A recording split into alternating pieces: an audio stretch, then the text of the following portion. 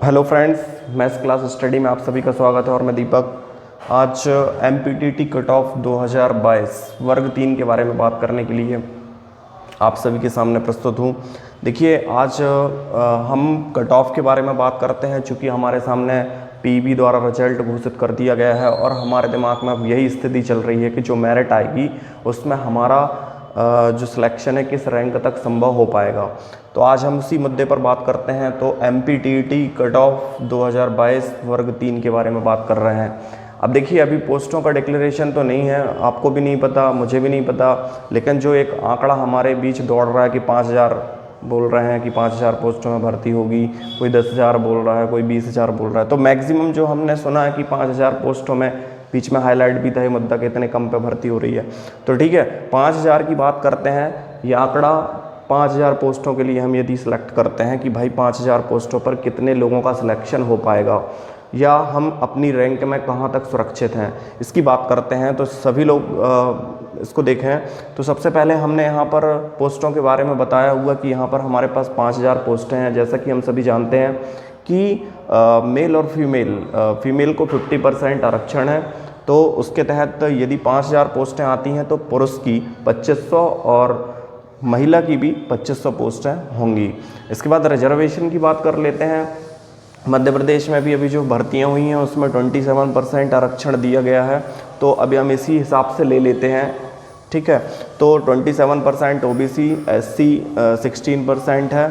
इसके बाद ST 20%, EWS 10% और हैंडीकैप्ड का 3% है। तो अभी आप देख सकते हैं ये हमारा आरक्षण है जो कि हमें भर्ती प्रक्रिया में मिलता है। अब यदि हम इसके हिसाब से सीटों को डिवाइडेशन करते हैं तो हमें पता चलता है कि भाई जो हमारी ओबीसी की, सबसे पहले हम ओबीसी की कर लेते, फिर एससी, एसटी, ईडब्ल्यूएस, यूआर, फिर लास्ट में यूआर मैंने इसलिए लिखा हुआ है अनरिजर्व कैटेगरी, क्योंकि ये जब ये अपने रोस्टर में जितनी सीटें सिलेक्ट हो जाएंगी उसके बाद जो शेष बच रही हैं 5000 में वो यहाँ पर आएंगी। तो आप देखिए, जब हम यहाँ 27% निकालते हैं, 5000 पोस्टों की बात करते हैं, तो हमारे पास 675 मेल और 675 फीमेल की पोस्टें निकल के आती हैं। यदि मैं इसका टोटल कर दूँ तो 6 दूनी 12, 75 दूनी 150, ठीक है ना। तो 1350 टोटल पोस्ट निकल के आती हैं, किसकी? ओबीसी की, मेल की और फीमेल की मिला करके। इसके बाद यदि मैं एससी की बात करता हूं तो 4 और 4 800 पोस्ट हैं आपकी एससी की आती हैं। एसटी की आ जाएंगी आपकी 1000 और इसके बाद आपकी ईडब्ल्यूएस की आती हैं 10%, मतलब 500 पोस्ट है। यदि मैं इनका टोटल कर दूं तो आपका टोटल आएगा 0, इसके बाद 5, 3650 आपका टोटल आता है। अब हमारे पास यूआर के लिए कितनी सीटें बचती हैं? तो आप देख सकते हैं कि यूआर के लिए भी हमारे पास 1350 सीटें बच रही हैं। इसका मतलब यहाँ भी 675 मेल हैं और यहाँ 675 फीमेल हैं और टोटल इनका भी कितना आ रहा है? 1350। इनका टोटल भी 1350 है। अब आपके दिमाग में ये आ रहा होगा कि हमारा सिलेक्शन इन पोस्टों के आधार पर किस रैंक तक सुरक्षित है। तो यदि मैं बात करता हूं, देखिए आपका जो चार्ट आया होगा आपकी रैंक के बाद, आपके नंबर के बाद इस तरह से बना होगा, जिसमें एक सबसे पहले होती है कंसोलिडेटेड पोजीशन होती है, जो कि एक ऑल ओवर जितने कैंडिडेट होते हैं चाहे वो किसी भी वर्ग के हों वो पोजीशन होती है। उसके बाद आप देखते होंगे अनरिजर्व नेल ओपन, ये पुरुषों के लिए होती है। यूआर फीमेल नेल ओपन, मतलब जो अनरिजर्व कैटेगरी की महिलाएं हैं उनकी रैंक यहाँ पर अलग से शो होती है। इसी प्रकार आप देख सकते हैं आगे चल करके ओबीसी नेल ओपन, ठीक है, जो ओबीसी कैटेगरी वाले हैं। इसके बाद उसमें भी फीमेल, इसी प्रकार एससी एसटी में भी उनकी नेल ओपन वाली रहेगी, जैसे SC nail open, SC nail open female. इसी तरह से ईडब्ल्यूएस और ईडब्ल्यूएस की भी फीमेल। अब हम कैसे चेक करेंगे कि भाई हमारा रैंक कहाँ तक सुरक्षित है? तो सबसे पहले हम बात करते हैं अनरिजर्व कैटेगरी की, सामान्य कैटेगरी की, जनरल। तो देख लेते हैं यहाँ पर अनरिजर्व कैटेगरी जो है अनारक्षित, उसमें हमारे पास टोटल है 1350 सीटें। ध्यान से देखिएगा, हमारे पास हैं 1350 सीटें कुल मिला के, और टॉप से 1 रैंक से हमारा सिलेक्शन होना है। अब जब फर्स्ट रैंक से हमारा सिलेक्शन होना है तो 1 से लेकर के 1350 तक की रैंक तो ऑलरेडी सुरक्षित है, ठीक है ना। इतनी रैंकिंग में जिन भी लोगों की रैंक होगी वो ऑलरेडी सिलेक्टेड कैंडिडेट होंगे। अब यहाँ क्या होगा कि इसमें हमें 675 पुरुष करने हैं और 675 महिलाएं करनी हैं। तो एक चीज़ और मैं बता दूं कि ये अनारक्षित की पोस्टें हैं। अनारक्षित का मतलब होता है कि यहाँ पर जो हमारे SC ST और OBC के भाई बहन होंगे, यदि उनके नंबर डिज़र्व करते हैं इस 675 के लिए तो वो यहाँ पर भी सिलेक्ट होंगे। इस बात का ज़रूर ध्यान रखिएगा। यदि मान लीजिए 120 नंबर पर आपकी कंसोलिडेटेड पोजीशन 50 रैंक पे है और आप SC वर्ग के हैं तो आप जनरल में फाइट करेंगे यहाँ पर अनरिजर्व कैटेगरी पे, ठीक है। ठीक इसी तरह से कंडीशन होती है महिलाओं के लिए, भले ही ये उनकी फिक्स हैं 675 50% पर, परंतु यदि यहाँ पर ऐसे भी अभ्यर्थी हैं, महिला अभ्यर्थी हैं जिनके 50 या 100 ऐसी हैं जो आपकी रैंक में कहीं ना कहीं आपसे अधिक नंबर लेकर के यहाँ पर मूव कर सकती हैं। तो आप सोचिए कि 675 आपके पास कुल 1350 पोस्ट हैं, जिनमें हो सकता है कि यहाँ पर 500 पुरुष सिलेक्ट हों और बाकी की इसमें और इसमें मिला करके महिलाएं सिलेक्ट हो जाएं, लेकिन होंगी टोटल 1350। इस बात का ज़रूर ध्यान रखिएगा। थोड़ा सा वेरिएशन देखा जा सकता है महिलाओं की सिलेक्शन की संभावना अनरिजर्व कैटेगरी में। मेरे ख्याल से ये 675 है, लेकिन हम मान लें 775 या 800 रैंक तक बिल्कुल फाइनली हो जाएगा। यहाँ पर हम बात करते हैं पुरुष कैटेगरी की, तो वो यहाँ पर घट सकती है। यदि 675 है तो यहाँ पर 600 या फिर 650, इस तरह से सिलेक्शन रैंक संभव है। इतने में तो 100% सिलेक्शन है। जो मैं बता रहा हूँ वो ऊपर नीचे थोड़ा बहुत हो सकता है, लेकिन जिनका भी बता रहा हूँ वो सिलेक्शन 100% होगा ही होगा। अब बात करते हैं अपन इसी तरह से किसकी, सेकंड कैटेगरी OBC की बात कर लेते हैं। OBC में हमारे पास 1350 पोस्टें हैं। अब इसमें भी 650 मेल हैं और 650 फीमेल हैं, लेकिन यहाँ पर एक चीज़ देखने वाली बात यह है, ना तो यहाँ की फीमेल यहाँ आएंगी ना यहाँ का मेल यहाँ जाएगा, मेल तो वैसे भी नहीं जाएगा, ठीक है।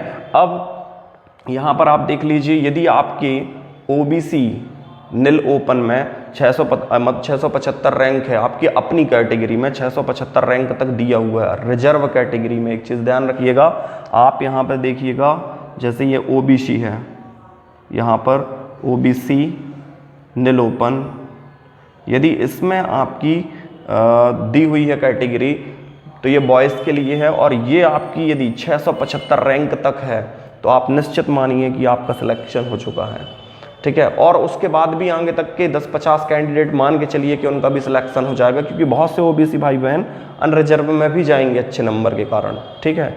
ठीक इसी प्रकार महिलाओं के लिए भी 675, इनके लिए 675 में 50 और जोड़ दें तो लगभग 700-750 तक जिनकी रैंक है इनकी कैटेगरी में। फीमेल की यहाँ पर अलग से होगी, फीमेल और नील ओपन किसमें, OBC में। तो इनकी यदि 675 या 700-750 तक रैंक है तो इनका सिलेक्शन भी 100% है, हो चुका है। आगे चलते हैं तो यहाँ पे हमारे पास 400 SC की हैं, 400 ST की पोस्टें हैं। यदि किसी भाई बहन का SC में उनकी रैंक 400-450 के नज़दीक है और महिला में भी इसी तरह से है। देखिए यहाँ पर एक फ़र्क पड़ेगा, ये फ़र्क पड़ेगा कि SC में यहाँ पर जो है कैंडिडेट वो तो SC में सिलेक्ट हो ही जाएंगे। इसके बाद जो फीमेल की कैटेगरी है, फीमेल की कैटेगरी में बहुत बड़ा बदलाव हो सकता है, क्योंकि यदि कैंडिडेट नहीं मिलते हैं तो बहुत नीचे की रैंक तक SC में या ST में महिलाओं का सिलेक्शन हो सकता है। उसमें बहुत बड़ी पॉसिबिलिटी है। यहाँ पर जो आपका ग्राफ होगा काफ़ी नीचे तक की रैंक देखने को मिल सकती है, लेकिन ये जो ऊपर आप देख रहे हैं OBC और अनरिजर्व कैटेगरी, इसमें कहीं ना कहीं लगभग चलेगा, परंतु यहाँ से थोड़ा सा डाउन होगा, ग्राफ आपका डाउन होगा SC और ST कैटेगरी में जा करके। अब यहाँ पर 500 सीटें हैं, यहाँ पर 500 सीटें हैं, तो यदि ST में भी आपके 500 रैंक है SC ओपन में या ST नील ओपन में, आपकी यदि कैटेगरी में दी हुई है 500 तो आपका सिलेक्शन निश्चित है। इसी प्रकार महिला का भी यदि 500 रैंक तक है तो भी उनका 100% सिलेक्शन है। इसका वेरिएशन 100 ऊपर नीचे आराम से हो जाएगा। EWS की बात करते हैं तो कुल 500 पोस्टें हैं, जिसमें 250 फीमेल हैं और 250 मेल हैं, यानी 250 पोस्टें दोनों की हैं। तो आपकी जो लास्ट कैटेगरी दी हुई है, जिसमें एक बॉयज़ होगा, बॉयज़ के लिए कैटेगरी होगी, एक गर्ल्स के लिए, यदि वो 250 रैंक या 300 रैंक तक भी है तो आप कह सकते हैं कि आपका सिलेक्शन हो जाएगा, ठीक है ना। इसके बाद यदि हम बात करते हैं 250 की यहाँ पर फीमेल की। तो ये भी, अब एक चीज़ और बता देता हूँ कि यहाँ पर EWS यदि आपने सेलेक्ट किया तो आपका सिलेक्शन EWS कैटेगरी में ही होगा। आपके यदि नंबर अच्छे आ भी जाते हैं तो आप EWS से अनरिजर्व में नहीं जाएंगे। पिछले बार भी जो EWS में सेलेक्ट हुए हैं उनकी रैंक काफ़ी अच्छी थी, नंबर अच्छे थे, वो अनरिजर्व से भी हो सकते थे, परंतु वो EWS से ही सिलेक्ट हुए हैं। इस बात का विशेष ध्यान रखिए। वो जो चार्ट मैं बता रहा हूँ मूव करने का, वो यहाँ पर है SC ST OBC के लिए। अच्छी रैंकिंग, अच्छी मार्किंग आपको कहाँ पर ले जाती है? UR में ले जाती है, ठीक है। आप वहाँ पर फाइट कर सकते हैं। तो इस तरह से आप देख रहे हैं जो भी ये लिखा हुआ है बिल्कुल 100% मानिए कि इसी रेंज के आसपास ही आपका सिलेक्शन हो चुका है यदि आप हैं तो।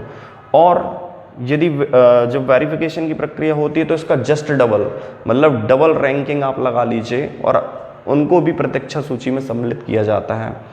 इसके बाद जो भी मेरे पास जानकारी आएगी मैं उसकी वीडियो आपके सामने बनाता रहूँगा। आप अपनी रैंक को देख सकते हैं और ये क्लियर कर सकते हैं कि आप सिलेक्ट हो चुके हैं। ये जो आंकड़ा बता रहे हैं सिलेक्टेड टाइप का, बिल्कुल सिलेक्टेड आंकड़ा है, इसमें किसी प्रकार की दो मत वाली बात नहीं है। आप बिल्कुल अपनी रैंक को देखिए और जान लीजिए कि आपका सिलेक्शन हुआ है कि नहीं, या आप प्रतीक्षा सूची में आ सकते हैं कि नहीं। प्रतीक्षा सूची में कुछ नहीं, आप जस्ट डबल रैंकिंग कीजिएगा और आप देखिएगा तो आपको पता चलेगा आप प्रतीक्षा सूची में आ रहे हैं या फिर मेरिट रैंकिंग में आ रहे हैं। जो भी नई जानकारी आएगी मैं अपने वीडियो में आप सभी को बताता रहूँगा। तब तक के लिए आप सभी को धन्यवाद। जो भी चैनल पर व्यूअर नए जुड़ते हैं वो चैनल को लाइक, सब्सक्राइब और शेयर जरूर दिया करें। Thank you.